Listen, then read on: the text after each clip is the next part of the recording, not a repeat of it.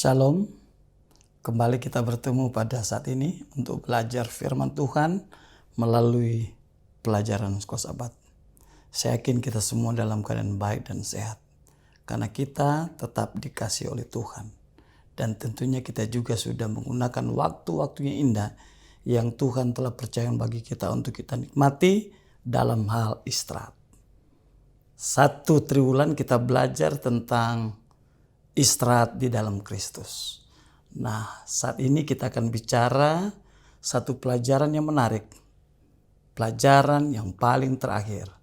Tapi mari kita berdoa lebih dahulu sebelum kita akan belajar bersama-sama. Kita berdoa. Biarlah kiranya kuasa Roh Kudus-Mu Tuhan boleh menuntun masing-masing kami untuk belajar firman Tuhan.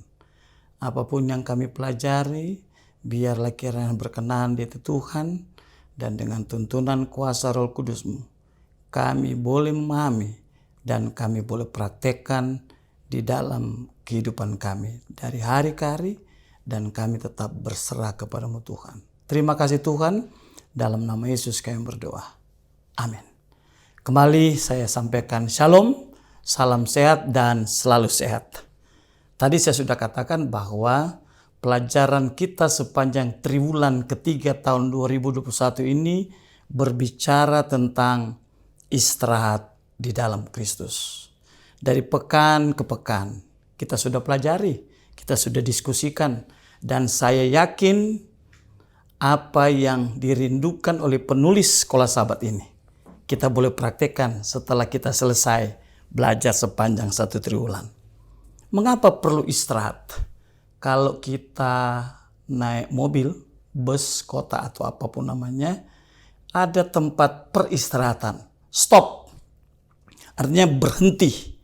Nah, kalau saya bisa sampaikan, berhenti sejenak untuk mencari kekuatan kembali untuk melanjutkan perjalanan atau melanjutkan satu kegiatan ke depan. Istirahat sangat penting bagi kita. Dan kenapa kita perlu istirahat? Dan kenapa Tuhan mau agar supaya kita beristirahat di dalam Kristus? Yang pertama oleh karena Kristus sangat mengetahui segala keberadaan kita. Dalam organ tubuh manusia, Allah sangat mengetahui. Kenapa? Oleh karena Kristus adalah pencipta. Dia yang telah menciptakan kita. Dia tahu persis organ-organ di dalam tubuh kita. Mulai dari paling kecil, ya. Oleh karena itu, dia tahu keberadaan kita. Dia tahu kebutuhan kita.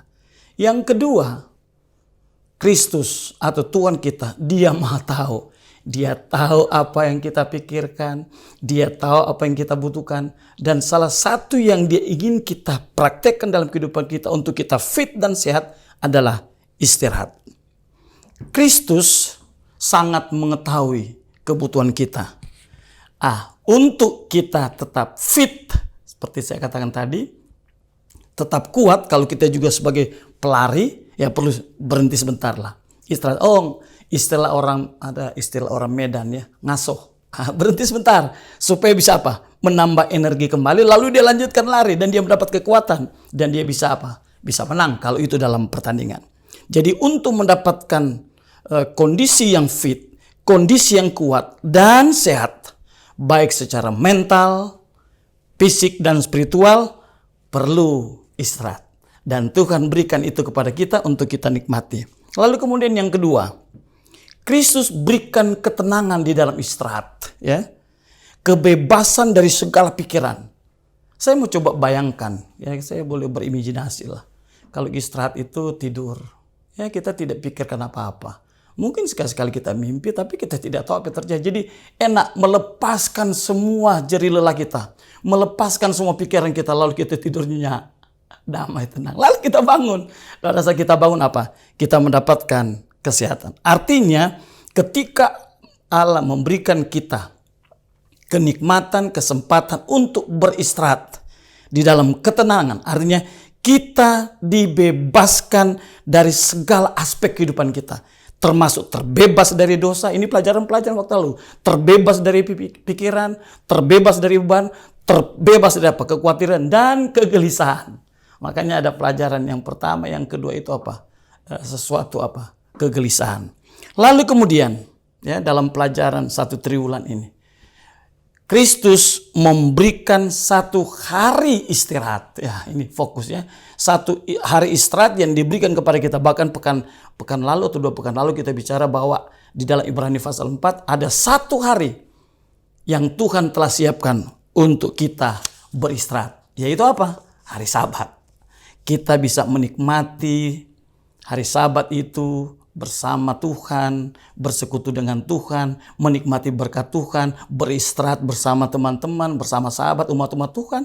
Lalu kemudian di situ kita menikmati berkat hari Sabat. Dan Allah berikan itu kepada kita supaya kita mendapat apa? Kekuatan. Baik secara mental, spiritual, dan apa?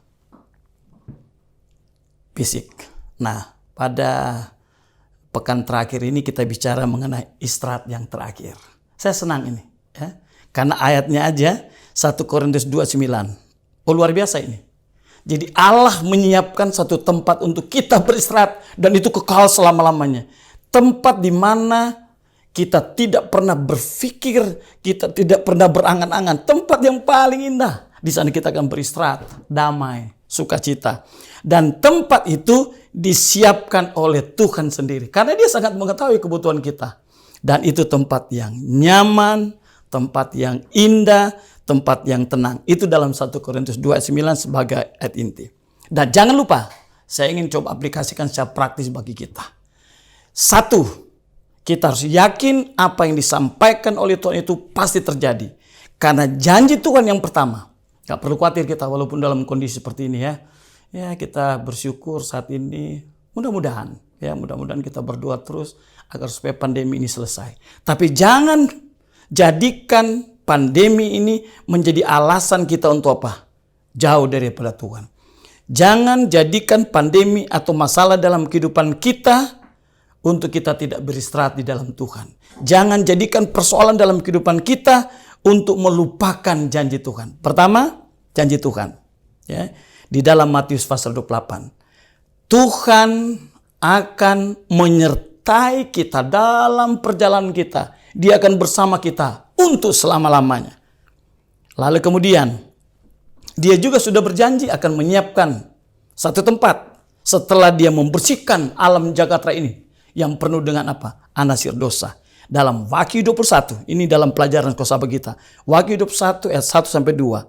Dia akan buat langit yang baru, bumi yang baru. Lalu tidak ada lagi apa? Dosa di sana. Di sana kita akan beristirahat, tenang dan damai bersama Tuhan.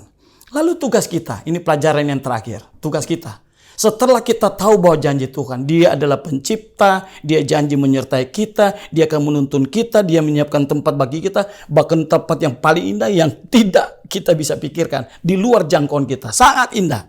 Nah, apa yang kita lakukan? Seperti janji Dia. Nah, di dalam Matius pasal 24, janji kedatangan Tuhan. Sebelum Dia datang, Dia berikan tanda-tanda. Kenapa perlu tanda-tanda? Bukankah Dia sudah kasih tahu? Itulah landasan kasih Allah. Oleh karena kasih Allah, Dia kasih tahu tanda-tanda kedatangan Tuhan. Dia kasih tanda. Luar biasa. Nah, lalu Wahyu pasal 14. Tadi karena kita sudah tahu janjinya, Dia beserta dengan kita. Dia menyiapkan segala kebutuhan kita. Bahkan di akhir kehidupan kita nanti, Dia sudah menyiapkan tempat yang paling indah, tenang, nyaman. Dan kita akan beristirahat bersama Tuhan di tempat yang paling indah. Wahyu pasal 4. Jadi pada saat kita sudah tahu semua itu, apa tugas kita? Apa yang kita lakukan? Apa respon kita? Apakah kita cuma diam? Atau kita hanya menikmati sendiri? Oh sudah, saya sudah menikmati janji Tuhan, Dia berikan apa semua. Sudah. Tugas kita adalah kenikmatan, kebahagiaan, berkat yang Tuhan percaya bagi kita, itu harus menjadi bagian siapa? Orang lain. Makanya misi gereja kita. Ini misi gereja kita. Jadi jangan cuma datang diam, dengar saja, tapi ada misi, ada tugas kita. Wahyu 14. Ini Wahyu 14. Kalau kita baca semua Wahyu 14 ini. Tetapi intinya ada misi daripada gereja di sana. Tentang pekabaran 3 malaikat. Dan kita harus memberitahu kepada orang lain. Kepada sahabat kita. Kepada teman kita, kepada keluarga kita. Yang belum memahami, belum menerima janji ini, belum memahami dan mengerti tentang janji ini. Kita harus kasih tahu mereka. Lalu kemudian kita harus juga memberitahu kepada mereka tentang apa? Penghakiman. Setelah kita memberitahu kepada mereka, ada kelegaan dalam kehidupan kita. Yesus akan segera datang. Dan dia sudah siapkan tempat bagi kita untuk kita tinggal bersama Tuhan. Lalu kemudian Yohanes 8 ayat 51 dan 52. Termasuk dalam tulisan Nyonya White di dalam Ellen G. White, Alpha Omega, jilid 6, halaman 439. Perhatikan ini, saya mau garis bawahi. Barang siapa saja, whoever, barang siapa, ya, yang menurut firman Tuhan, ini janji. Walaupun tak di dalam pelajaran hari Rabu Kamis tentang ya kematian tidur ya, tapi saya tidak mau bicara itu. Saya mau sampaikan kita akan mendapatkan istirahat yang senang dan tenang di dalam kerajaan sorga. Dikatakan dalam kutipan Nyonya White dalam Yohanes 8 ayat 51-52, kita tidak akan mengalami maut kalau kita tetap menurut firman Tuhan. Oleh karena itu, bersukacitalah dalam Tuhan dalam kondisi apapun. Jangan pernah terpengaruh. Kenapa? Karena kita harus bersukacita karena Allah beserta kita. Janji Allah itu pasti. Berikan sesuatu yang paling indah di luar jangkauan kita.